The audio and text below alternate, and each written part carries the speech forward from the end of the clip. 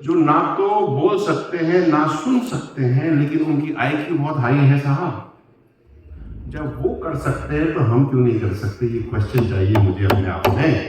जो बंदा सुन नहीं सकता, जो बच्चा बोल नहीं सकता, वो एग्जाम दे करके पास करके सरकारी नौकरी में, चाहे डिसेबिलिटी परसेंटेज में ही ले रहा हो, ले तो रहा है, हम क्यों नहीं वहां पहुंच पा रहे? हमारी सीटें खाली क्यों रह जाती है? मेरे को इस बात का जवाब चाहिए। ये बैकलॉग का क्या हो रहा है सर? बता देंगे आपको, एक मिनट। आपको और हमको 2-3 चीजों पे काम करना है।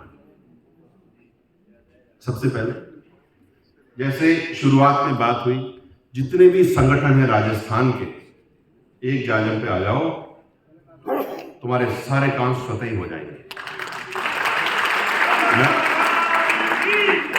मैं जवाहर सिंह जी मैडम, 3-4 लोग और, मान सिंह जी, मैं पिछले 3 साल से, 2 साल से तो बहुत भरसक प्रयास करने की कोशिश कर रहा हूं। किसी भी पार्टी का राजनेता हो यार, एक बार एक कमरे में चाय तो पी लो, मैसेज क्या आ जाएगी सोच के तो देखो। लेकिन अफसोस, ना वो चाय बनी, ना वो मीटिंग हुई। हमारे यहां पे सबसे इंपॉर्टेंट, जो सबसे जरूरी चीज है, वो ये है साहब कि जो आगे बढ़ रहा है ना, उसे खींचना बंद करो, उसको ऐसा धक्का दो कि वो आगे जाकर के रेस में अव्वल हो जाए। मैं आपसे हाथ जोड़ के निवेदन कर रहा हूं, बाकी तो हम सब अपने काम कर ही लेंगे, सब कर लेंगे, बट ये हम करना पड़ेगा। रही बात, जो वक्ताओं ने बात बोली, मैं आपकी हर एक बात का दिल से, हृदय से, मन से अनुसरण करता हूं। आप बिल्कुल सही कह रहे हो, बस मेरी इतनी अर्जी मान लो भैया, सारे के सारे एक छतरी के नीचे आ जाओ, तुम्हारे काम सारे हो जाएंगे। बहुत बड़ा दम है देवनारायण भगवान में, बहुत दम है साहब।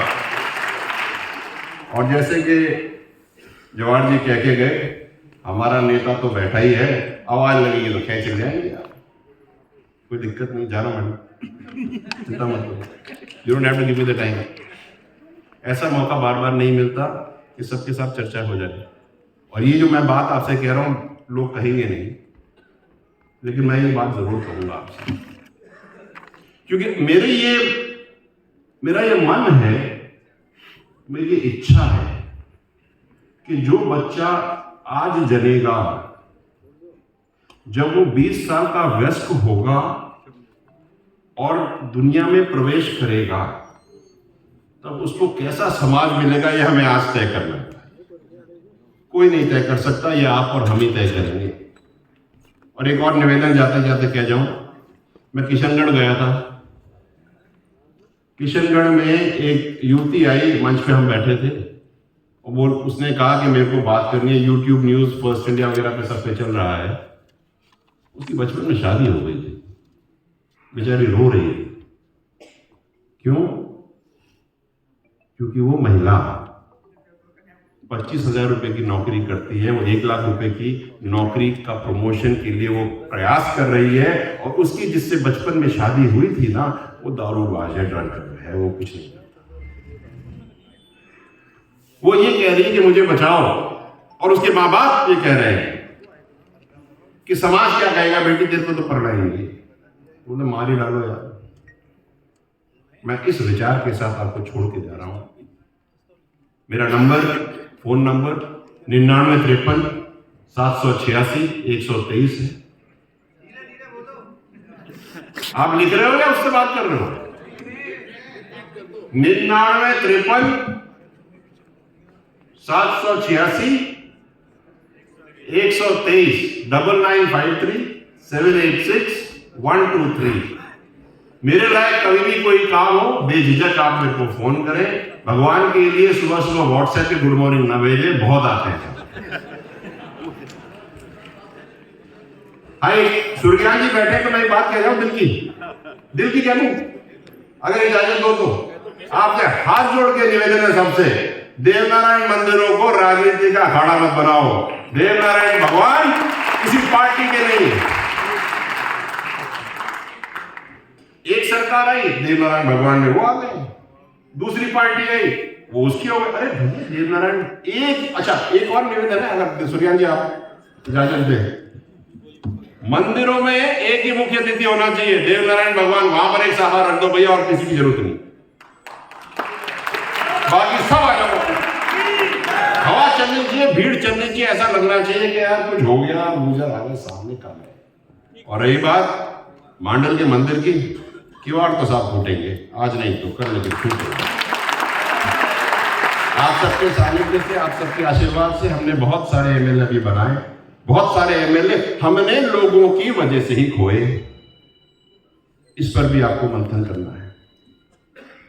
इसके साथ ज्यादा कोई बातें और करनी नहीं मुझे। हाँ, 5% आरक्षण की बात तो मैंने आपको बताई दी। बैकलॉग की जो बात करें, कौन कह रहे थे बैकलॉग की बात? बैकलॉग में ऐसे 2 तरह के बैकलॉग है। एक बैकलॉग है जो ऑफिशियल बैकलॉग है, वो चालू हो गया है। तो जो नौकरियां, ये हमने राहुल गांधी जी को रोका था ना थोड़े दिन पहले, उसका रिजल्टेंट आपको मिल चुका है। ऑफिशियल तरीके से बैकलॉग जैसे SC ST का मिलता है, वैसे आपको मिल रहा है, चालू है। रही बात जो पुरानी नौकरियां थी, जिनके अंदर सब बैकलॉग बात कर रहे हो, बैकलॉग नहीं है। वो नौकरियों को कैसे देखा जाएगा और जो पेंडिंग नौकरियां हैं वो कैसे दी जाएंगी, उसके ऊपर चर्चा चल रही है, DOP से बातचीत।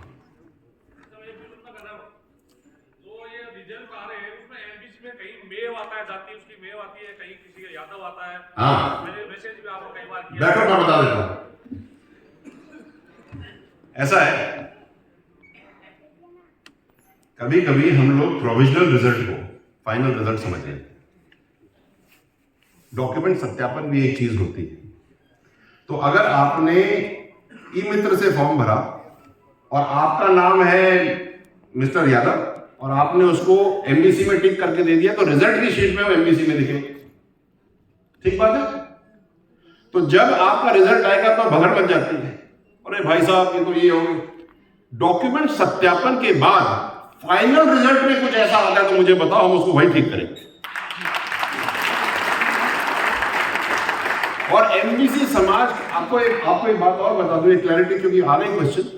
अगर कोई सरदार राजस्थान का मूल निवासी है और वो जाति से गुजर है और यहां रह रहा है, तो उसको आरक्षण मिलेगा, इसमें कोई कंफ्यूजन नहीं होना चाहिए।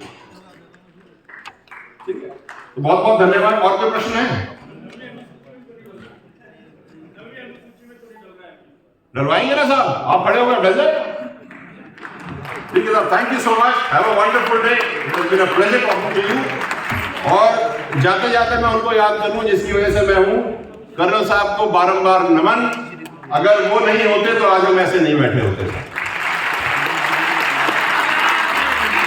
बहुत बहुत धन्यवाद। उनकी बातों पे अच्छी शिक्षा, अच्छा स्वास्थ्य, पढ़ी लिखी माँ और कर्जमुक्त समाज, इसके लिए हम मरते दम तक काम करेंगे। राम राम साहब। बैठे प्रस्ताव ले रहे हैं।